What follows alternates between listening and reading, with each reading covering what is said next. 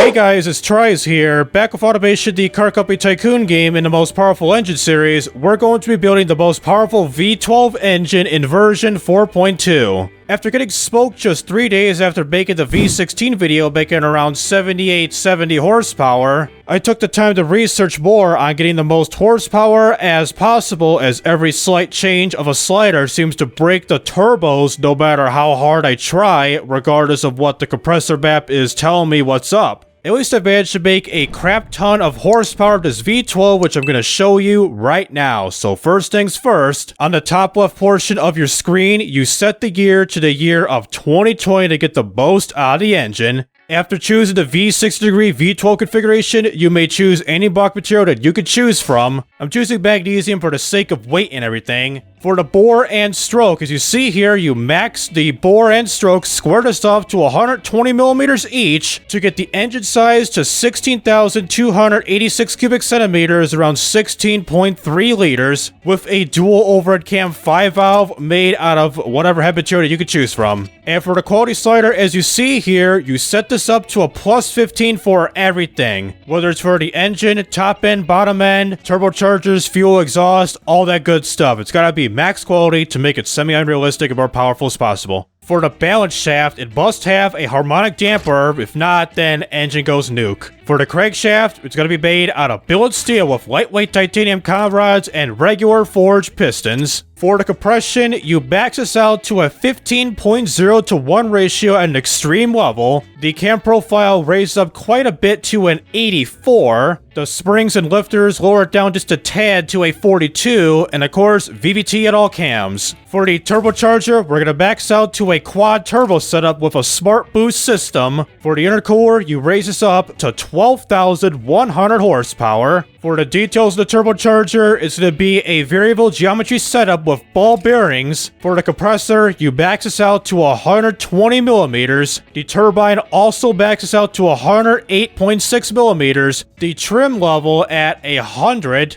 And the max boost at 46.4 psi right here. 46.4 psi right here. For the fuel system, you probably know about this one. We're going to be using a direct injection throttle per cylinder race intake running on the newest DevMeth fuel, with the fuel mixture maxed out to a 10.0, the ignition timing maxed out to 100, and the RPM limit set to 7,700 RPM. And last but not least, for the exhaust and everything, so we're going to be using short cast headers with a dual exhaust with the exhaust diameter set to 203 millimeters. And more about the exhaust, we're going to be using bypass valves, which you probably won't believe about this one here, folks. So we're not going to use a catalytic converter, but for the mufflers, the first one will be a baffled muffler, while the second one is a straight through. And last but not least, raise that quality, and we get the final horsepower rating of 6,768.1 horsepower at 7,700 RPM, the torque at 4,661 pounds-feet of torque at 7,300 RPM. This was a big shocker that you have to use mufflers to get the engine more powerful than without them.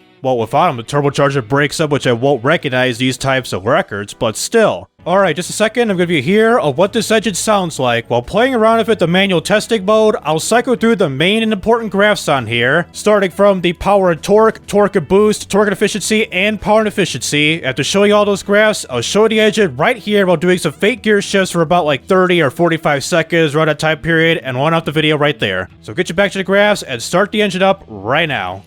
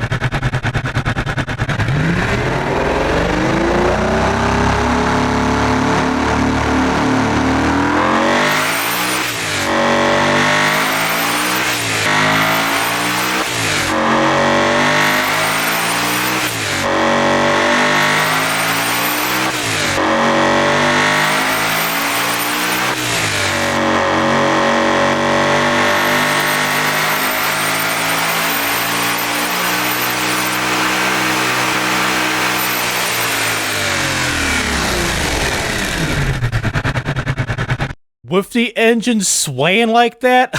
I don't think that'll be practical for any type of vehicle whatsoever. So that'll do it with automation the car company Tycoon gave with this powerful V12 engine. I guess working on this engine for almost 2 hours was worth it. Also, I forgot to mention about my V16 record being broken is that I've managed to get 8,341.3 horsepower, beating my last personal best record. At least I'm learning and taking more time to build these kinds of engines with this new update, as every change in the slider can dramatically change the performance and reliability of an engine. And for those who are interested in this type of content, please be sure to like and subscribe so you won't miss out on any videos like this in the future, including my automation to BeamNG Drive videos too. So this is TRIZE rising up and signing out.